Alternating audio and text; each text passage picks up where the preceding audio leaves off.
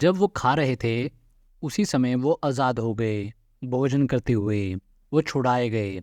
आप समझ रहे हैं ना कि भोजन करते हुए आप चंगे हो जाएंगे। भोजन करते हुए आप छुटकारा पाएंगे। भोजन करते हुए नरक का शैतान आपके पैरों तले कुचला जाएगा। हम परमेश्वर के लोग हैं। हमें ढूंढा गया है। हमें माफ़ किया गया है। पवित्र आत्मा के द्वारा हमें नया बनाया गया है और उसी के कारण हम आराधना करते हैं और धन्यवाद देते हैं। और जैसे हम आराधना करते हैं और जैसे हम धन्यवाद देते हैं और हम स्थापित हो जाते हैं यीशु मसीह की वास्तविकता में। यीशु मसीह की वास्तविकता में वह केंद्र है जिसे मैं वचन का भोजन कहता हूँ। यहीं पर हम मिलते हैं परमेश्वर से। हम यहीं से सहभागी होते हैं परमेश्वर के साथ। यहीं पर हमें गले लगाता है परमेश्वर। यहीं पर हम से सहभागी होता है। परमेश्वर की प्रतिज्ञाएं वह हमारी हो जाती हैं जैसे हम यह भोजन करते हैं। लेकिन आज भोजन को हम प्रभोज कहते हैं। यह दुख की बात है कि यह युद्ध भूमि हो चुका है विश्वासियों में। विश्वासी इस बात पर बहस करते हैं कि इसका क्या अर्थ है, कि क्या यह कुछ दर्शाता है या कुछ नहीं दर्शाता।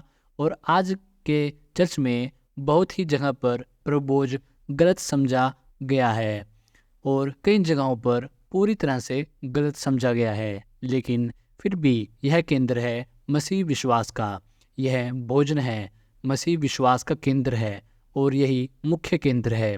वचन में हर वाचा एक भोजन के साथ ही खत्म होती है, क्योंकि वह भोजन घोषित करता है। यह घोषित करता है और अब वाचा व्यवहारिक है।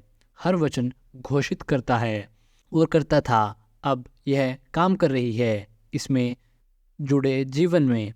अब इज़राइल की संतान को देखिए। परमेश्वर ने उनके छुटकारे के लिए प्रतिज्ञा दी, मैं तुम्हें मिस्र से निकालना चाहता हूँ। कुछ नहीं हुआ। मूसा वहाँ आता है और मिस्र का नाश हो जाता है, लेकिन वह फिर भी गुलाम रहते हैं। उन लोगों के पास कुछ नहीं बचता। वह अब भी गुलाम है। देश बर्बाद होता है, फिर भी वो गुलाम है। क्यों? भोजन अब तक तैयार नहीं था।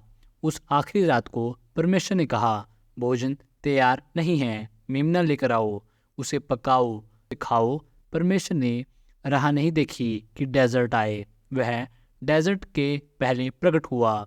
उनके भोजन खत्म होने से पहले ही परमेश्वर वहाँ था। जब वह खा रहे थे इस समय वो आज़ाद हो गए। भोजन करते हुए वो छुड़ाए गए।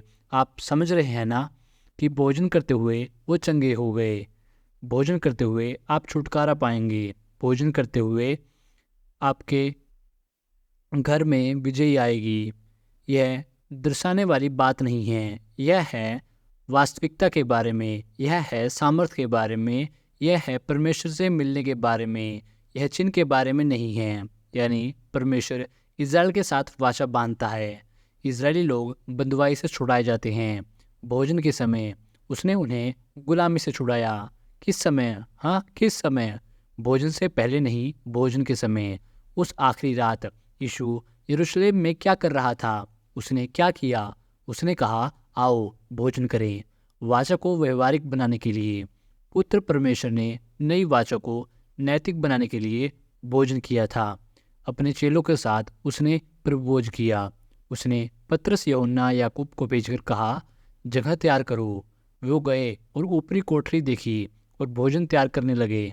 फसह के समान ही सब कुछ किया, भोजन किया और भोजन के समय ही वाचा व्यवहारिक हुई। इसलिए लूका अध्याय 22 में वचन 19 और 20 से शुरू करते हुए हम जानते हैं कि मैं परमेश्वर से प्रार्थना करता हूँ कि यह संदेश कि मैं इसे टीवी पर दिखाऊंगा, यह हिला देगा मसीह की देह को, कि लोग प्रभु भोज को देखना बंद कर देंगे कुछ दर्शाने वाले के रूप में।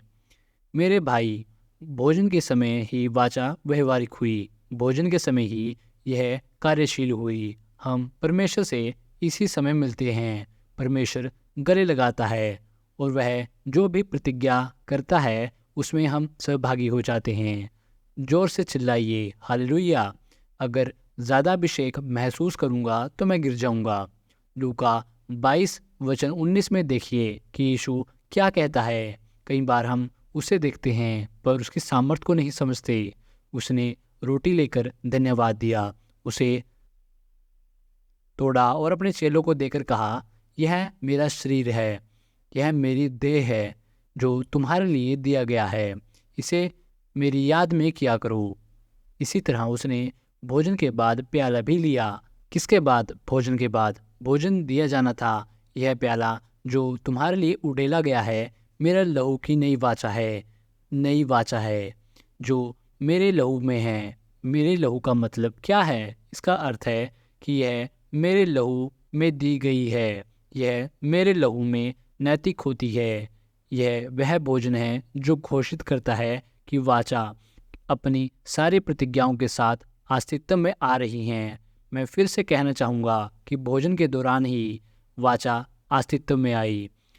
उसकी प्रतिज्ञाएं वास्तविकता में बनी और भोजन के समय मेरी याद में यही किया करो, मेरी याद में यही किया करो। इसका क्या अर्थ है? आपको समझना होगा कि मेरी याद में यही किया करो, उसका क्या अर्थ है।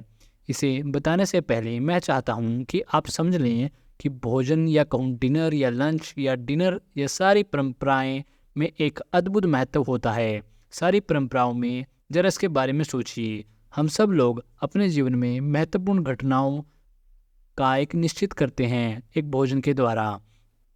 अपने जीवन में हर महत्वपूर्ण घटना में हम डिनर या लंच करते हैं। आप उस पर मोहर लगाते हैं डिनर के द्वारा, या विवाह में एक डिनर होता है, या वर्षगांठ में, या जन्मदिन में, यहाँ तक कि बिजनेस डील में भी लोग भोजन के साथ ही उसे ख़त्म करते हैं, क्योंकि भोजन का बहुत महत्व है। हर परंपरा में परमेश्वर यीशु ने भी कई बार परमेश्वर ने लोगों को लंच या डिनर दिया था। उदाहरण के लिए जब वह विवाह में था, उनके साथ भोजन खाया, 5,000 लोगों को भोजन दिया। वह जकरिया के घर में था, उनके साथ भोजन किया, उसके घर समाचार लेकर गया। केवल प्रभु भोज में ही नहीं पर उनके साथ प्रभु भोज भी किया। अपने पुनरुत्थान के बाद भी जिस रात वह आया, रविवार की रात, उन्होंने उसे पहली बार देखा, पहली बार जो उसने कहा मुझे भोजन चाहिए। अब देखिए कि उसने एक कारण के साथ ही ऐसा कहा कि यीशु को भोजन के बिना प्रकट नहीं किया जा सकता। हे दोस्तों, अगर आप चैनल पर नए हैं तो चैनल को सब्सक्राइब कर लीजिए और नोटिफिकेशन बेल यानी घंटी वाले बटन को दबाना मत भूलना, ताकि आपसे कोई भी वीडियो मिस ना हो। मैं इस चैनल पर आपके लिए पोस्टर, प्रॉफिट, पास्टर उन सब की गवाहियाँ और उनके प्रचार लेकर आऊँगा कि परमेश्वर ने उनसे कौन से काम लिए, उन्होंने ऐसा क्या किया, परमेश्वर उनकी ज़िंदगियों में क्या किया। मैं इस चैनल पर आपके लिए लेकर आऊँगा, चाहे वो पास्टर किसी भी देश से क्यों ना हो। और आखिरी और ज़रूरी बात, इस चैनल को अपने मसीह भाई बहनों और अपने चर्च के लोगों के साथ बांटना मत भूलना, ताकि वे सब मसीह में बढ़ते जाएं और विश्वास में बढ़ते जाएं। तो मिलते हैं दोस्तों अगले हफ्ते। अलविदा।